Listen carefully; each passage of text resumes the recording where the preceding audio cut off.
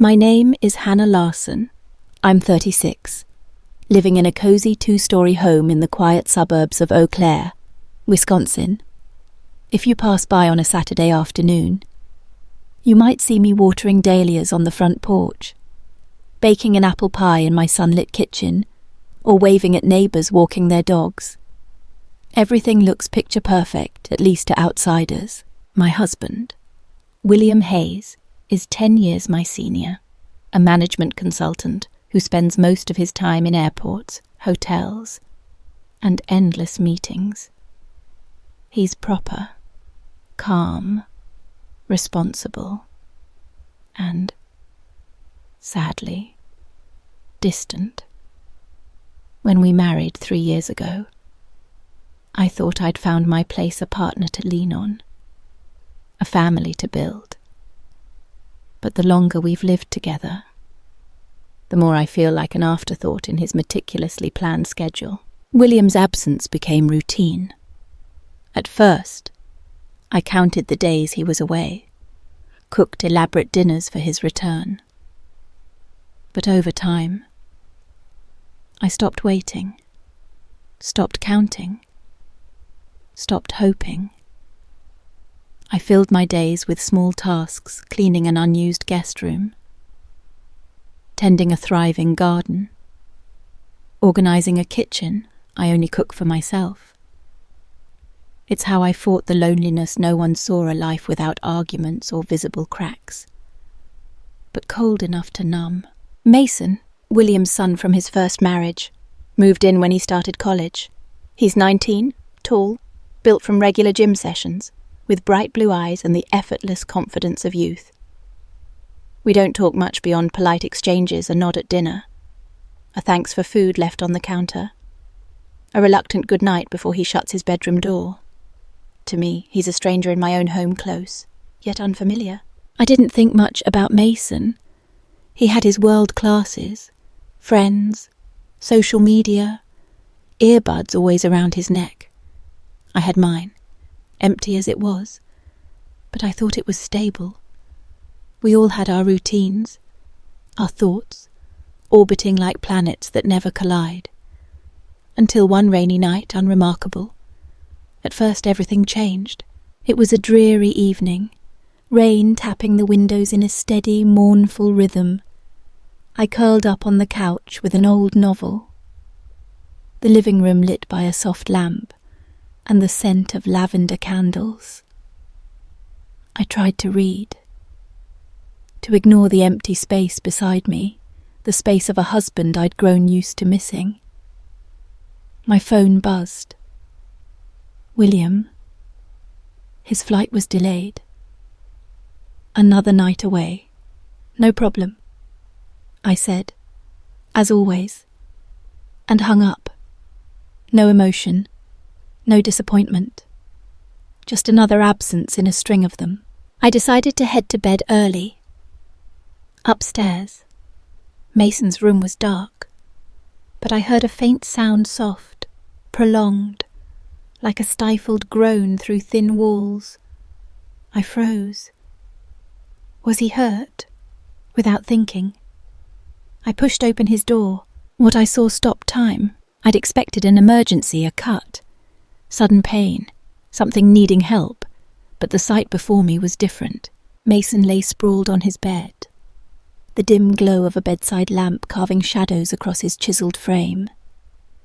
His body shifted with each breath, eyes hazy until they locked on me at the door. I should have turned away. I knew I should. Close the door. Walk off. Forget it. But my body didn't listen. We stared for seconds. A faint smile curled his lips, not surprised, not inviting, just bold and unapologetic. He didn't hide, didn't flinch, and that unnerved me more than anything. I turned, grabbing the doorknob, but my feet stayed rooted. My breath quickened. My heart pounded. Betraying me before I could process what was happening, I backed toward the stairs. Silent. That night, I didn't sleep.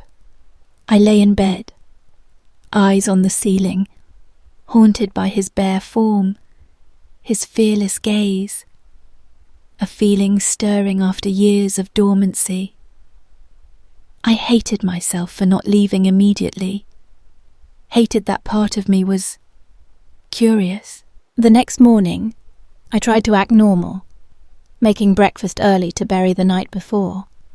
But in the dining room, Mason was already there shirtless, in thin sweatpants, eating Cheerios like nothing happened.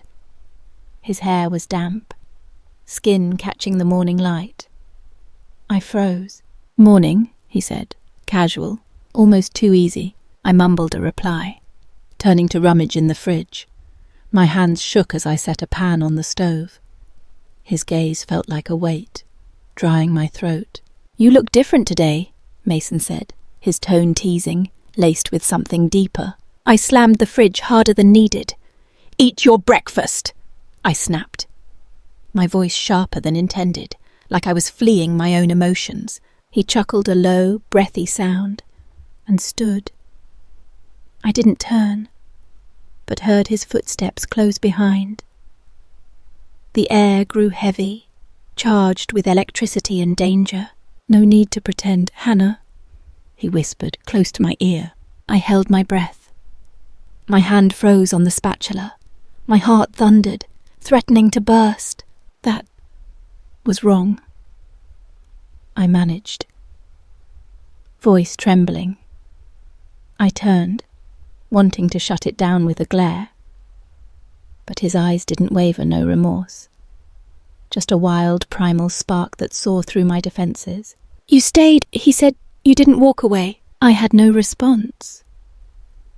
A storm raged inside, part wanting to scream, part wanting to vanish, part wanting to understand what was happening to me. All day. I avoided him.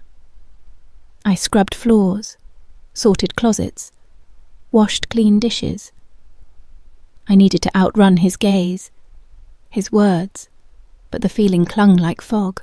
That night, I sat alone on the old couch, hugging a pillow, lights off, no music, no book, just silence, facing myself.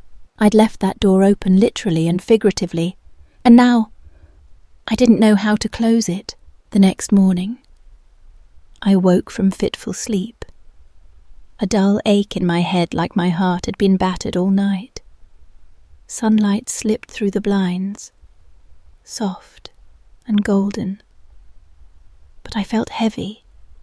I pulled the covers over my face, as if they could hide me from the images burned in my mind. His body, his gaze, that low laugh behind me. My skin burned, as if marked by something unerasable. I didn't know how to face Mason again, and William. He'd be home tonight. How could I stand before him without shame shattering me? I dragged myself from bed, my legs unsteady, the room tilting. My body ached, as if the truth was carved into my bones. In the bathroom, I turned the shower scalding hot, scrubbing until my skin reddened. But nothing washed away, not the memory, not the feeling, not the guilt. I wanted to cry, but wouldn't let myself. Tears would make it real. I told myself, be strong. Forget it. I dressed in a baggy sweater, jeans, hair tied high, trying to look unapproachable. I'd make breakfast, keep my hands busy, my mind occupied. But in the kitchen, Mason was there. He leaned against the counter, shirtless again, skin almost unreal in the morning light. His hair was damp, tousled, his eyes direct, unblinking, locked on me. I turned away, grabbing eggs from the fridge. "Morning, Hannah," he said, his voice light, almost mocking. I muttered a greeting, avoiding his gaze. My hands trembled as I cracked the eggs. "You look different today," he said again, as if commenting on the weather. I wanted to yell, to say it had to stop, that it was a mistake, but all I managed was, "Eat your breakfast." My voice was sharp, a command to myself as much as to him. No chair moved, but seconds later, I felt him behind me close, his warmth palpable. The air froze. "Hannah," he whispered, low, like a call from a forbidden dream. "You liked it." "I know," I gasped. My hand gripped the counter. I didn't turn. But then his hand rested on my hip light, but enough to make my body tense. Every nerve screamed. Yet instead of pulling away, I leaned into it. Instinct. Unconscious. "Don't," I said, a hopeless whisper. He didn't push, just laughed, murmuring, "This is just the start." I spun, ready to end it with a cold stare, to draw the line between right and wrong. But his certain gaze shattered my resolve. No regret in his eyes, just raw, primal hunger. I stepped back. "This is wrong," I repeated. But my mind echoed, "If it's wrong, why can't I stop thinking about it?" I hated myself, sick with it. But every refusal dissolved when I recalled not stopping. I wanted to run, but was trapped in my own home. I didn't need punishment, my mind was doing it, day after day. I spent the day avoiding Mason playing music, vacuuming, organising the medicine cabinet. But every corner held the shadow of what happened. Every silence carried his whispers. I was trapped in my own life. When William returned that afternoon, I stood in the kitchen doorway, heart pounding like a drum. He walked in. Tired smile. Set his briefcase down, and opened his arms as always. I hesitated one beat too long. He noticed.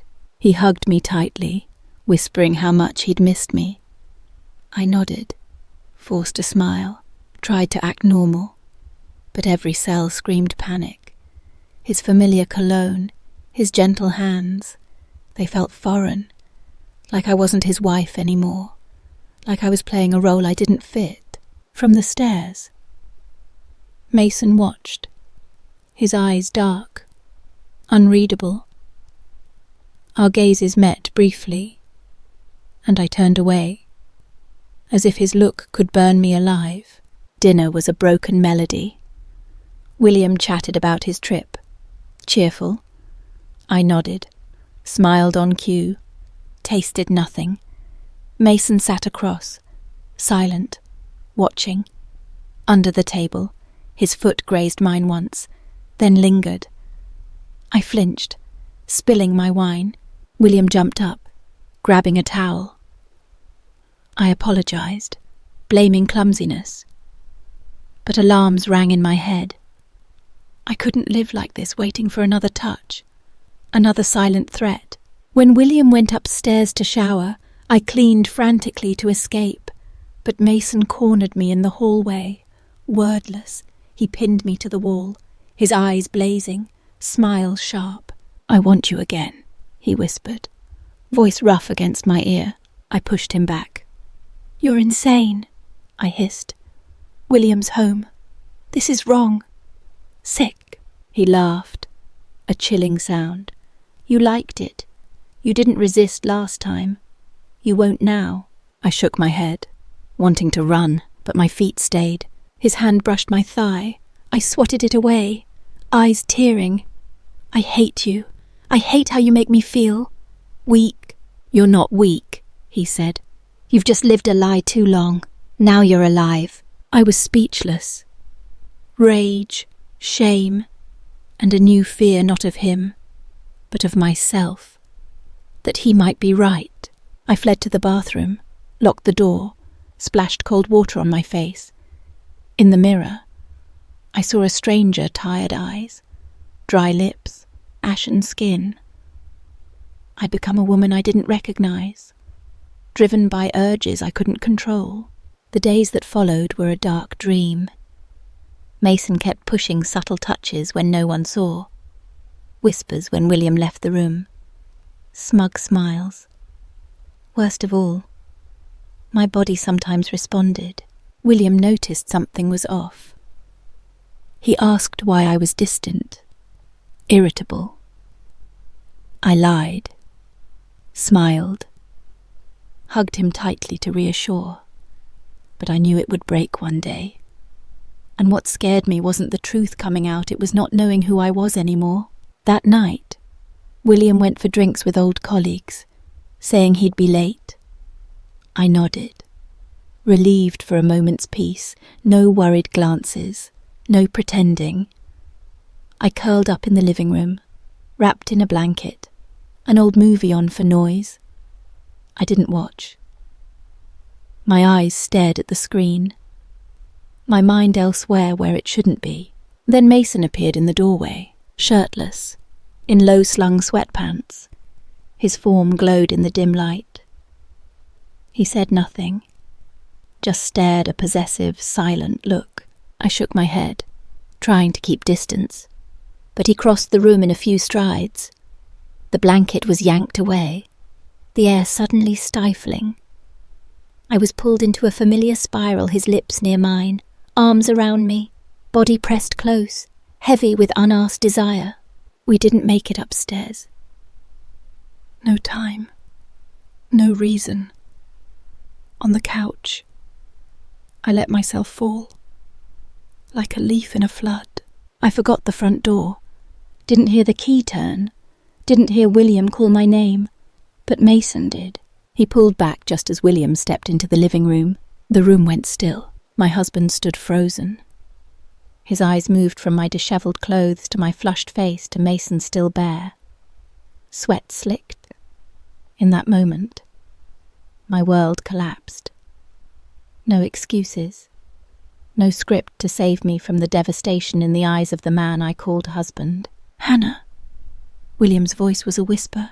I stood, trembling, mouth moving to explain, to fix the unfixable. But no words were enough. None were true. He stepped back, as if punched. Then another step. His eyes shifted shock to pain to estrangement. He turned, saying nothing. The door slammed, leaving me a ghost among the ruins of my life. I collapsed, tears spilling. Unstoppable. Mason stood nearby, face cold. Then he leaned close, voice low. "This was always going to happen. You just weren't brave enough to face it sooner." I screamed, not to argue, but because I couldn't bear it. I pushed him out of the house.